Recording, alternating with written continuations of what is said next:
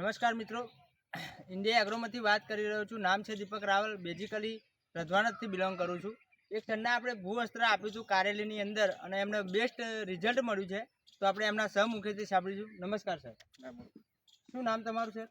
મારું નામ છે ઝાલા યશવંતભાઈ જયંતિભાઈ ઝાલા. રહેવાનું કઈ સર? ગામ પલાણા. બરોબર. તાલુકો? વસ્તો. જિલ્લો? ખેડા. બરોબર. આપણું ભૂવસ્ત્ર તમે યુઝ કર્યું તો કેવું લાગ્યું તમને?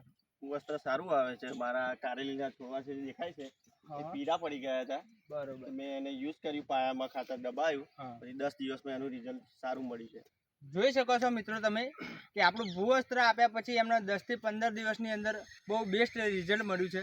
તો શું આ ભૂવસ્ત્ર આપણું વાપર્યા પછી તમે ખુશ છો? ખુશ. તો શું સરસ આવે છે. બીજા જે લોકો છે, જે ખેડૂતો છે, એમના આ ભૂવસ્ત્ર આપણું યુઝ કરવું જોઈએ, વાપરવા જેવું છે. જોઈ શકો છો મિત્રો, જાતે ખેડૂત મિત્ર જ કહી રહ્યા છે કે આ ભૂવસ્ત્ર યુઝ કરવું જરૂરી છે. તમને કોના ભલામણથી મળ્યું હતું ભૂવસ્ત્ર?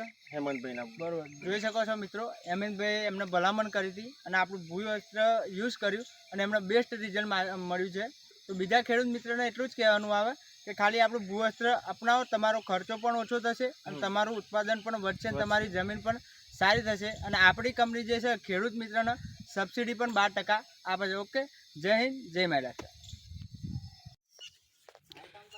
આપણે જ્યાં ઉપરની વિડીયો નાખી એ ટાઈમ પર આપણે રિઝલ્ટ ઉતારેલું છે અને અત્યારે જોઈ શકો છો તમે, કારેલા બહુ જબરજસ્ત લાગી ગયા છે અને ઉતારો પણ બહુ બેસ્ટ મળ્યો છે.